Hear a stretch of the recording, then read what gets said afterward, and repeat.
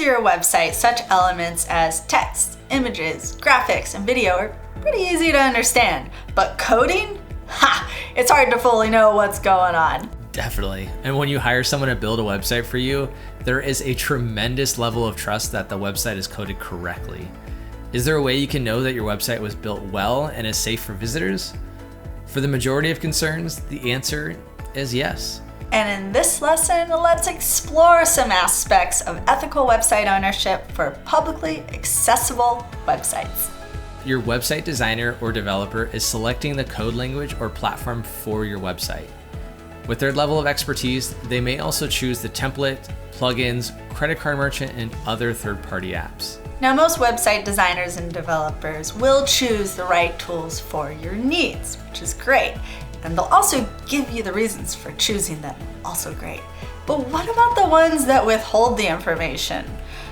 Do they do that to, not overwhelm you? I mean, probably.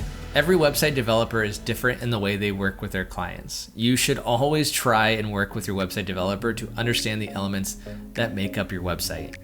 Request a video call to walk you through, or a document that compiles notes on the different elements.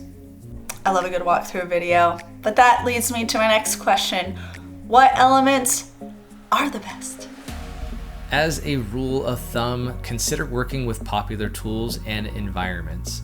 Generally, the crowds are right, and popular, well-funded, well-supported tools have roadmaps for growth and new features. Like using WordPress. It's good to familiarize yourself with that platform by following the latest news, keeping up on the up, and learning how it works and its best practices.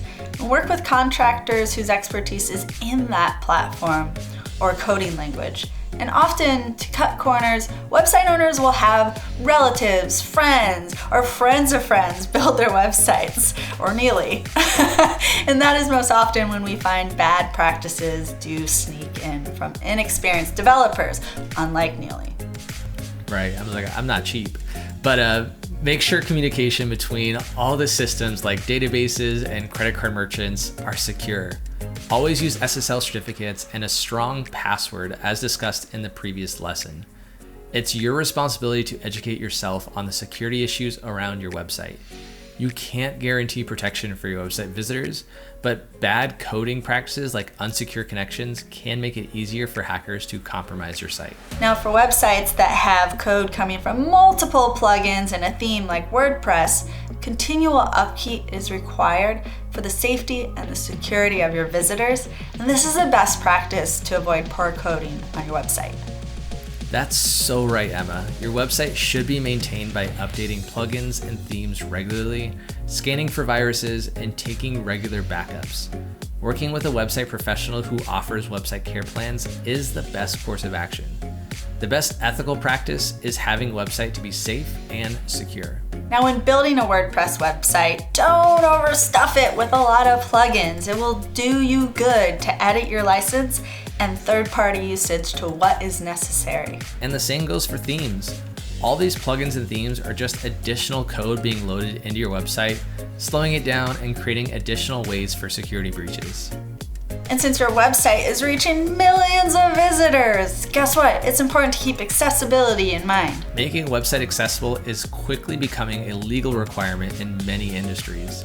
It can be challenging and time-consuming to make a website accessible for everyone, but simple accessibility practices like alt text for images, careful color choices, and transcripts on videos are a good start. Security and privacy should be a priority with code decisions made in your website. And the previous lesson on user privacy will help determine choices you make as you build the website. When it comes to security, hold a mindset to do no harm. When considering using a plugin, a line of code, a form, or anything that could pose a threat to security, think about the ways in which it could be exploited as you implement and test. And it's always good to be aware of how your website will share users' information. Yeah, and you may even encounter situations in which you have to restrict information to visitors.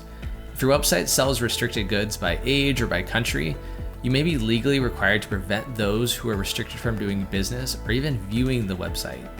Make sure that whether it's gathering users' information or restricting users from seeing the website, these delineations are clearly stated to the visitor. And for gathering users' information, use a cookie banner or restrict users with a pop-up requiring confirmation that the user is of a certain age or a country to proceed. And as you run your business, whether you code directly or subcontract, develop ethical business standards for anyone you work with.